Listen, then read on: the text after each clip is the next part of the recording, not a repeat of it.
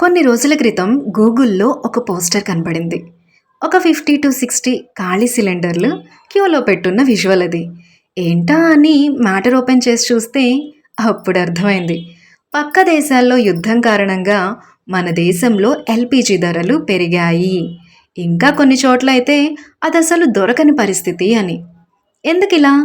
ఎక్కడో పక్క దేశంలో యుద్ధం జరుగుతుంటే దాని రిజల్ట్ మనం ఎందుకు ఫేస్ చేస్తున్నాం? ఎందుకంటే, మనం ఇతర దేశాల ప్రొడక్ట్స్‌పై అంతలా డిపెండ్ అయ్యాం కాబట్టి. ఇంపోర్ట్. ఈ వర్డ్ చూడండి. వినడానికి ఒక అఫీషియల్ సౌండింగ్ ఇస్తుంది కదూ! మా అన్నయ్య ఇంపోర్టెడ్ వాచ్ తెచ్చారు. నాకిష్టమని మా బాబాయ్ ఇంపోర్టెడ్ చాక్లెట్స్ పంపించారు. చూసారా ఎంత ప్రౌడ్‌గా ఫీల్ అవుతూ చెప్పుకుంటున్నామో? నిజం చెప్పాలంటే, మనకి మన చేతిలో ఉన్నదానికంటే పక్కవాడి చేతిలోదే విలువ ఎక్కువగా కనిపిస్తుంది. మన దగ్గర ఉన్నదాన్ని ఎలా వాడుకోవాలి అని తెలుసుకోం. పోనీ ఎలా ఇంప్రూవ్ చేసుకోవాలో నేర్చుకోం. సరే ఉన్న వస్తువుని మనకి నచ్చినట్లుగా ఎలా మౌల్డ్ చేసుకోవాలి అని కొంచెం కూడా ట్రై చేయం. మన ఈ ఆలోచన ధోరణి వల్లే మనకిప్పుడు ఇన్ని కష్టాలు. అరే! ఈజీగా పనులైపోతున్నాయని ఈజీ లైఫ్‌కి అలవాటు పడి మన ఇంట్లోకి వచ్చిన వస్తువు ఎక్కడి నుండి వస్తుంది అని కొంచెమైనా ఆలోచిస్తున్నామా? బుక్ చేయగానే ఇంటికొచ్చేస్తుంది. వాడేస్తున్నాం. మీకు తెలుసా? కాలిక్యులేషన్స్ ప్రకారం 50-60% ఎల్‌పీజీ గ్యాస్‌ని పక్క దేశాల నుండి ఇంపోర్ట్ చేసుకుంటున్నామంట. ఇంపోర్టింగ్ తప్పని అనడం లేదండి. మన దగ్గర ఉన్న వాటిని డెవలప్ చేసి యూజ్ చేసుకోవడం మానేసి, పక్క దేశాల నుండి అరువు తెచ్చుకోవడం కరెక్టేనా అని అనిపిస్తుంది.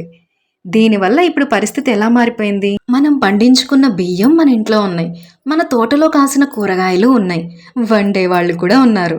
కానీ అవి వండుకోవడానికి మాత్రం ఏ సౌదీ వాళ్ళో, రష్యా వాళ్ళో గ్యాస్ పంపించాలి. ఒకవేళ అక్కడ వాళ్ళు సప్లై ఆపేస్తే ఇక్కడ మనం పస్తుండాలి. ఎంత అన్యాయం అండి ఇది! నాకో సామెత గుర్తొస్తుంది. అన్నీ ఉన్నా అల్లుడు నోట్లో శని. అలానే ఉంది మన పొజిషన్ ఇప్పుడు. పాత చింతకాయ పచ్చడని తీసి పారేయకుంటే మనం ఒక్కసారి వెనక్కెళ్ళి చూద్దామా? మన అమ్మమ్మల కాలంలో వంట వండాలంటే అడవిలో కట్టెలో లేకుంటే పెరట్లో ఎండిన పుల్లలో ఇంకా ముందుకెళ్తూ గోబర్ గ్యాస్ యూజ్ చేసేవాళ్ళు. అప్పుడు నో డిపెండెన్సీ అన్నీ వాళ్ళ చేతుల్లోనే ఉండేవి. ఒకవేళ అప్పుడు కూడా ఇలాగే ఏ పక్క దేశంలో యుద్ధం జరిగినా ఎక్కడ రేట్లు పెరుగుతాయో, ఆ వస్తువు అసలు దొరకదేమో అనే భయం అయితే వాళ్ళకి అస్సలు ఉండేది కాదు. మీరనొచ్చు, "అంటే ఏంటి చైతూ, ఇప్పుడు మమ్మల్ని కట్టెల పొయ్యి మీద వండమంటావా ఏంటి?" అని. అలా అస్సలు చెప్పనండి. ఎందుకంటే పల్లెటూరు వరకైతే ఓకే. స్పేషియస్‌గా ఉంటుంది. ఒక మూలన పెట్టేసి వండేయొచ్చు. మరి సిటీ పరిస్థితి ఏంటి? అపార్ట్మెంట్, గ్రేటెడ్ కమ్యూనిటీస్ వాళ్ళ పరిస్థితి ఏంటి? సో, మన ఇండియా డెవలపింగ్ కంట్రీ నుండి డెవలప్డ్ కంట్రీ వైపుగా పరుగులు పెడుతున్న ఈ క్రమంలో టెక్నాలజీస్ చాలా మారాయి. చాలా అప్డేట్స్ కూడా జరిగాయి. Solar energy, electrical cooking, induction stove, biogas plants ఇలా చాలానే వచ్చేసాయి. ఇవి కనుక గవర్నమెంట్ ఇంకా ఎక్కువ చర్యలు తీసుకొని ఇంప్రూవ్ చేయగలిగితే పక్క దేశాల్లో ఎక్కడ యుద్ధం జరిగినా మన వంటింటి వరకైతే భయం ఉండదు. నేను చెప్పాలనుకుంటుంది కూడా ఇదే అండి. ఈరోజు ఇది ఒక ఎల్‌పీజీ సమస్య.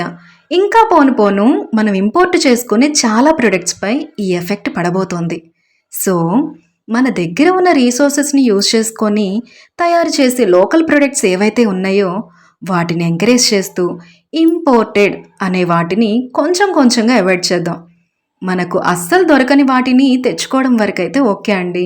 ఇంపోర్ట్ అనే దానికి నేను వ్యతిరేకత అస్సలు కాదు.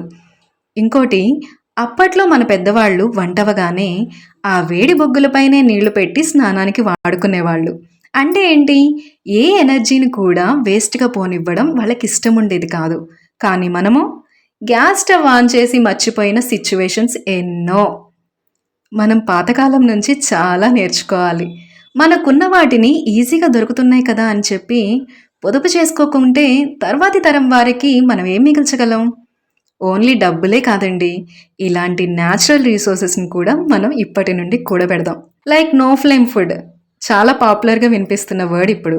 మొలకెత్తిన గింజలు, ఫ్రూట్ సలాడ్స్ ఇలా డేలో ఒక్క పూటైనా మన ఫుడ్ స్టైల్‌ని మార్చుకోగలిగితే హెల్త్‌కి హెల్త్, ఎనర్జీ సేవింగ్. మన ఇండియా చాలా గొప్పదండి. మనం బ్రతకడానికి పక్క దేశాలపై ఆధారపడాల్సిన అవసరం లేనంతగా రీసోర్సెస్ని మనకిచ్చేసింది. కొన్ని యుద్ధాలు మనకి గుణపాఠాలు కూడా నేర్పిస్తాయి.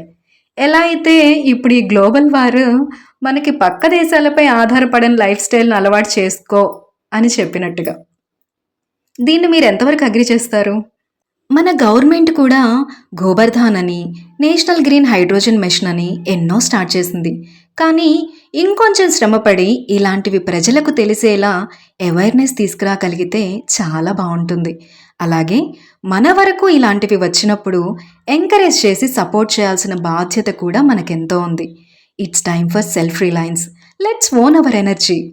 ఒక కామన్ ఇండియన్ ఉమెన్‌గా నా మనసులోని మాటలు చెప్తున్నాను. ఆలోచించండి. పక్క దేశాల్లో యుద్ధం జరిగిన ప్రతిసారీ ఇలాగే ఉలిక్కిపడదామా? లేక ఇకనైనా జాగ్రత్త పడదామా?